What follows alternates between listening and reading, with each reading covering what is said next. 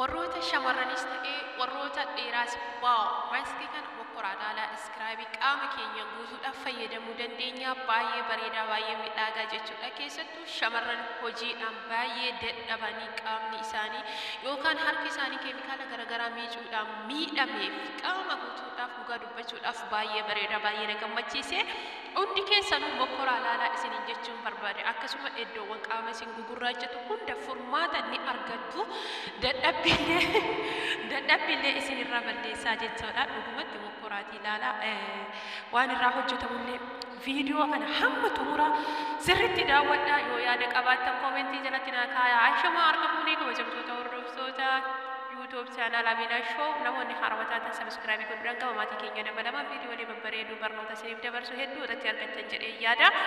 Egaa arraa akkamitti qaama keenya midhaafachuu yookiin bareechifachuudha qabna, qulqulleeffannee qulqullina qabnee eeggachuudha qabna kan jedhu viidiyoo sana qabadhee isinii dhufee jira. Hamma xumura viidiyoo kanatti turtiin keessan ana wajjin haa ta'u warroonni maamila koo taatanii turtanii mootuu viidiyoo kana hamma xumuraa laaluudhaan yaa jajjabeessinu yaada keessan koomentii jalatti naa kaa'uudhaan jechuudha. Viidiyoon kan koo arraa waa'ee qaama bareedinaa fi miidhagina qulqullina qaama keenya akkamitti eegganna, akkamitti bareechifanna, akkamitti kunuunfanna isa jedhu. Okay, fuulaafis qaamaafis baay'ee bareedaa isa ta'edha jechuudha. Masaajii goonii dalaggaarra oollee yeroo free time yookaan harabaafannaa kenna yoo wantoota kana goone dhugaa dubbachuudhaaf baay'ee bareeda jechuudha. Isa jedhama xonxoo yookiin loomiidha. Qulqullina qaama keenyaatii fi hafuura balleessuu irratti baay'ee bareeda. Kanaafuu jennaani yeroo fayyadamtan mee midhaaginnaa fi laafiinsa qaama keessanii hara akka itti baasu jechuudha. Qaama akka itti isiniif laaffisu suuyyaa bareedaa fi qulqullaa'aa isinii taasisa.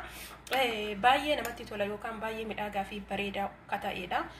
Utuu mokkortanii ilaaltanii dhugaa dubbachuudhaaf baay'ee jaalattan jedhee yaada. Sirriitti masaaja gootanii jechuu barbaada. Dhugaa baay'ee bareeda. Mokkoraatii ilaala. Waa hundaafuu mokkoraa ilaala. Qaama sirriitti nama laaffisa. Bareecha hin midhaasa. Tokko isa kana. Ishee lammaffaallee immoo waan biraa wayii qabadhee isin dhufee jira. Wajjuma naa ilaallu. Kani kuni buna akkuma argaa jirtanii kunillee buna. Egaa dalagaa irratti fuurree dalagaa hunda dalagnee xumurree geessinee booda maal goona? Qaama keenya bareechuutti deemna. Maaliidhaan? Nuti warroonni shamarranii biyya namaatti argamu yeroo hedduu keemikaalota garaagaraatiin meeshaa oduudhaan mana oduu qulqulleessuun oolla. Sababa kanaaf jecha harki keenya nu goggogee nu gugurraachatee miidhaa garaagaraatiif kan saaxilamu, kan harki isaa ciccitee babbiqaqee bade hedduutu jira jechuudha. Ijoolleen kan boo'aa jiran keessattuu yeroo ramadaanaa akkasuma namoonni dalagaan itti baay'atu jechuudha. Viidiyoo kana hamma xumuraa laalaati mokkoraatii yaalaa isiniin jechuun barbaadeeti. Harka keessaniifis qaama keessaniifis furmaata bareedaadha yoo itti deddeebitanii fayyadamtanii baay'ee isin gargaara jechuudha. Namoonni keemikaala garaagaraatiin utuu waa hojjetan utuu waa miican oolanii harki isaanii miidhaan cimaa kan irra gayaa jiru baay'eetu jira jechuudha. Miidhaan fuulaa, miidhaan harkaa akkasuma miidhaan qaamallee jechuudha. Qulqullina keessan yeroo yeroodhaatti yoo eeggattan keemikaala akka meeshaadhaan dhiqxanii yookaan mana qulqulleessitanii kaataniin qulqullina qaama keessanii fi harka keessaniillee fuula keessaniillee yoo eeggattanii salphatti miidhaaf saaxilamuu irraa ni baraaramtanii yookaan immootu of qusattanii jechuudha. Guutuun guututti immootu miidhaadhaaf hin saaxilamtan jechuu kootii miti. Amma tokko ni dandamattan dandammiidha qabdanii isiniin jechuun barbaada. Kanaafuu mee viidiyoo kana hamma xumuraa laalaati warroonni akkanatti miidhamtan mokkoraatii laalaa isiniin jechuun barbaadeeti. Gisee meeshaawwan miiccanii kaatan gisee nyaatota garaagaraa hojjettanii kaatan gisee mana madaamiidhaa keemikaalota garaagaraatiin qulqulleessitan uffatoota garaagaraa waa baay'eetu jira jechuudha. Wanti nuti harkaan tuquu hin barbaachifne yookaan hin hayyamamne dirqamamne harkaan utuu tuttu'u oolu jechuudha. Kan miidhaa harka keenyarraa kaasee qaama keenya guutuu irratti gahuu danda'u. Kana waan ta'eef viidiyoo kana hamma xumuraa yoo daawwattanii waan barbaadanii fi waan isin barbaachisu irraa waa fudhattan yookaan irraa waa barattan hamma xiqqoo illee yoo ta'e jechuudha. Waan ofii kootii mokkoree yaalii ofii kootii yaalee argeen hedduu na gammachiise waan ta'eef isiniif qabadhe yookaan isinii qooduudhaaf dhufe hedduun keessan beekuu dandeessan.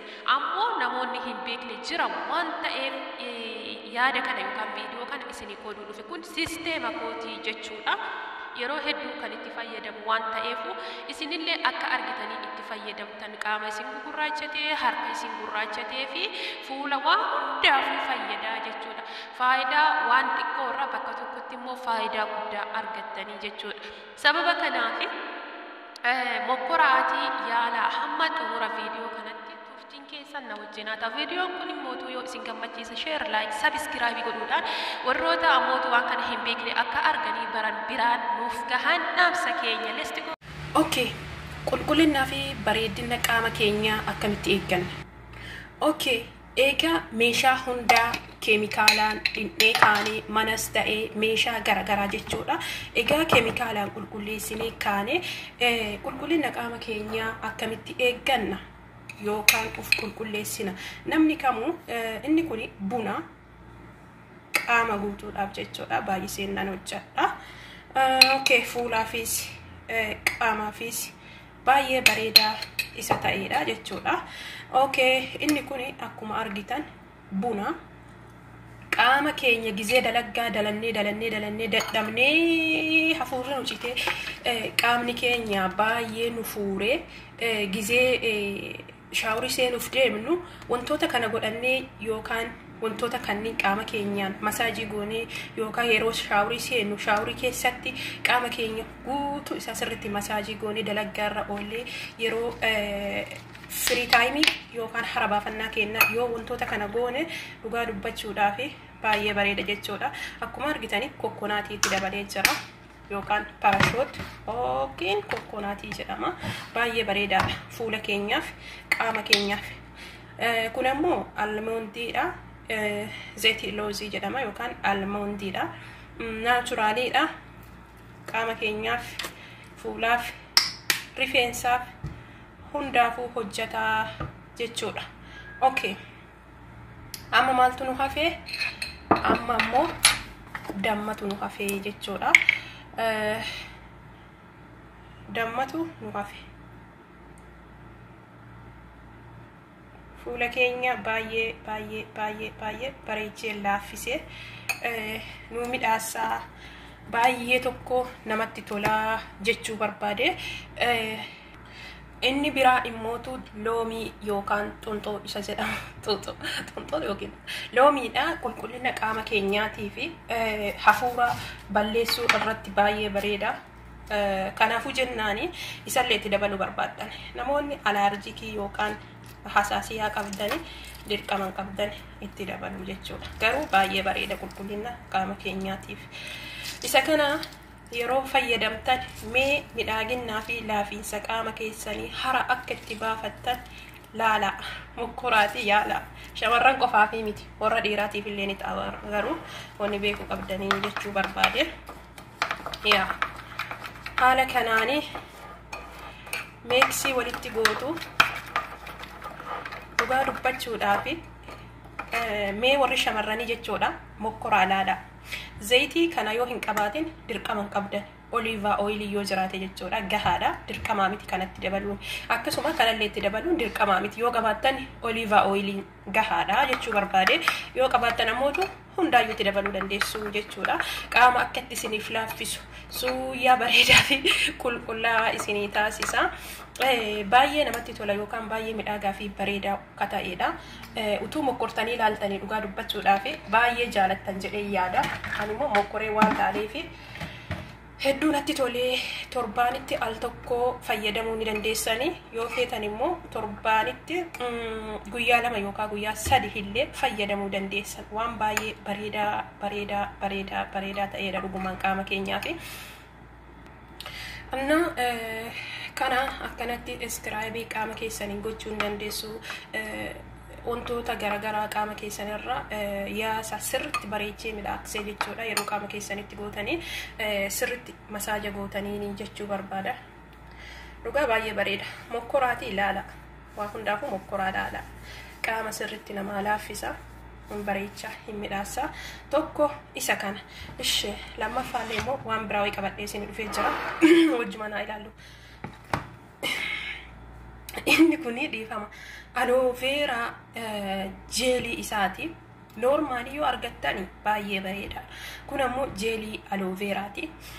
jeeliin aloe veraadhaa kuni maaliidhaaf fayyada yoo jettanii fakkeenya harka keenya kana irra iddoo kanneen iddoo nu gugurraachatu ciqilee harka keenya cabsata jilba keenyaa fi bobaa jala jechuudha dhugumatti gixxummi godheetiniin isiniif midhaasaa haalata yeroodhaa kan itti fayyadamtaniin jechuudha. Okay, mee anamma haalaadhu waa inni narraa baasu jechuudha. Yeroo meeshaa dhiqxanii harki keessan isin gurraachatu jechuun meeshaa dhiqxanii kaatanii guyyaadhaan oduu taane torbetti si'a 2 yookaan si'a 3 yoo fayyadamtan baay'ee bareedaan jedhee yaada. Iddoo isin gugurraachatutti qaama guutuu ani fayyadamne iddoo isin gugurraachatutti fayyadamuu dandeessanii bobaa jalatti illee jechuudha. Baay'ee bareeda. Aloe vera jelly taqshira al-jism jedha. jechuun gogaa qaama keessanii kan expired ta'e qulqulleessaa jechuun itti fakkaate. Okay, wajjumaan haa ilaallu waa inni narraa baase isinii mul'ata jedhee yaada. Harka kiyya irratti waa inni baase ittiin baay'iftanii garuu xiqqeessitanii fayyadamuu dandeessu jechuudha. Yeroo jalqaba fayyadamtan akka inni itti isinirraa baasu arguu dandeessa. Ani waa inni fayyadameeru jecha baay'isee narraa baasuu dite malee qaama keessan kanarraa waa wayii quuncisee yaasa dhugaa dubbachuudhaaf jechuudha. Ofitti gootanii akkanatti masaaja goote baay'iftanii oduu hin taane xiqqeessitanii jechuudha. Laalee waa inni namarraa yaasu jechuu barbaada. Yoo isin mul'ataa jiraate waa inni narraa yaase ilaala. Waan baay'inaan an dura irratti fayyadamu jecha baay'isee narraa yaafne. Garuu yeroo jalqabaatiif yeroo itti fayyadamtanii arguu yookaan beekuu dandeessu jechuudha. Fuulatti illee ani fayyadamne harka qofaa yoo feetan jilba ciqilee bobaa keessanitti illee fayyadamuu dandeessu. Isaan kanneen isa kanaa jechuudha yoo argattan itti fayyadamuu ni dandeessu. Aloe vera jeeliidha. Saashaa jedha. Iddoo hundattuu ni argama. Irra filatamaan immoo faarmaasiidha yoo bitattan mana qorichaati. Baay'ee bareeda yookaan immoo axxaar jedhame mana wantoonni kunniin yookaan qibaatotaa fi firaafiroota garaagaraa itti gurguramu jechuudha. Iddoo akkasiisanii yoo bitattan baay'ee bareeda yookaan immoo mana qorichaa faarmaasiidha jechuudha. Warroonni yaaluu barbaadan yaala alaala. Iddoo qaamni keessan isin gugurraachate qofaafan fayyada. Kun immoo qaama guutuu yoo ta'an hin beeku garuu ani mootu ciqilee jilbaa fi iddoo qaamni koo gugurraachatetti ni fayyadama jechuudha. Iddoo biraallee dabalatee maqaan dhabaan iddoo san beektan jedhee yaada. Akkasii aloe vera jeeliin ammootu kokonaatii kanaa walitti yoo maxxanan mallee jeelii kun ammoo takshira duntaan normaali jeelii isaa kokonaatii kanaa walitti miksii gootanii iddoo shantararii qaamni keessan shantararii isin qabutti fayyadamuu dandeessu. Shantararii akkaataa isin itti fayyadamtaniin yeroodhaa gara yerootti isin irraa balleessaa jechuudha. Veksii itti dabaltaniitiin. Vixi or vexi isatti dabaltanii jechuudha. Okay, anama dalaggaa koo geessee jira. Wanti dhaabadhee waree dheeressuuf illee hin jiru. Mokkoraa laalaa keessattuu maaskiin kuni dhugumatti hara isin baafachiisa. Anamma kana qabadhee gara shaaworii kootii deema jechuudha. Dalaggaa koo xumuree jira. Hara baafachuudhaaf yeroon koo waan ga'ee jiruufi shaaworii keessatti zanafata jedhee qulqulleeffadheen dhufaa jechuudha. Mokkoraati laalaati. Yoo isinitti tole ammoo koomentii jalatti yaada keessan naa barreessaa. Dhugumaan isiniin jedha wanni kuni waan baay'ee bareedaadha qaama keenyaaf jechuudha. Warri shamarranii keessaa mee namni viidiyoo kana daawwattan tokkollee yoo taatani mokkoraati laalaa yeroo masanuu mee isiniif beeksisa. Shaaworii keessatti seentanii qaama keessan guutuu sirritti masaaja gootaniini sirritti masaaja gootan dibattanii jechuudha. Sukkuumtan qaama keessanii sana booda saamunaa shaaworii seentanii ofirraa saamunaadhaan qulqulleeffattanii sana booda mootu ka'aatii qaama keessan laalaati jijjiirama yoo argitanii mootu koomentii jalatti naa barreessaa yoo isin gammachiise. Hara galfannaa fi akkamitti akka isinitti tolu laafiinsa qaamaatiif immoo akkamitti akka midhaagaa fi bareedaa ta'e soo fuudhaaf illee fayyadamaa. Kun immootu waan keemikaalarraa bilisa ta'e namoonni mokkortanii ilaaluu barbaaddan silaa bunni biyya keenya hin jira. Namoonni hedduun immoo bunni widdii ta'ee jira jechuu danda'a. Soo nuti buna dhugnee rajaa isaanii jissinaa miti rajaan sun illee ni ta'a jechuudha. Biyya keenyatti immoo namni buna dhugne oolu ni jira jedhee yaadu darbee yoo taate malee. Kanaafu buna jalaa dhugdanii rajaa bunaa sanitti illee fayyadamuu dandeessu. Buruuntini ansaraa bunaa kajissamu jiffamu san jechuudha. Isa sanillee haala kanaan itti fayyadamuu dandeessu. Yoo isin gammachiise viidiyoo kana share, like, subscribe godhuudhaan komentii keessan yaada keessan immoo komentii jalatti akka nu barreessuudhaan jajjabeessita waamichaa fi dhaamsa kenna. Assalaamu alaykum warahmatullahi wabarakatuh. Yoo dogongorri jiraate naaf oolchaa, yoo gaafii qabaattan naaf barreessaa isiniin jechaati. Wantoota ofii kootii itti fayyadamee na fayyade hunda isaa nuuf hojjedhu yoo jettan midhaaksee isiniif hojjedha. Waa hundaafuu hin dagatinaa, mokkortanii laaluu dhageessanii jirtu.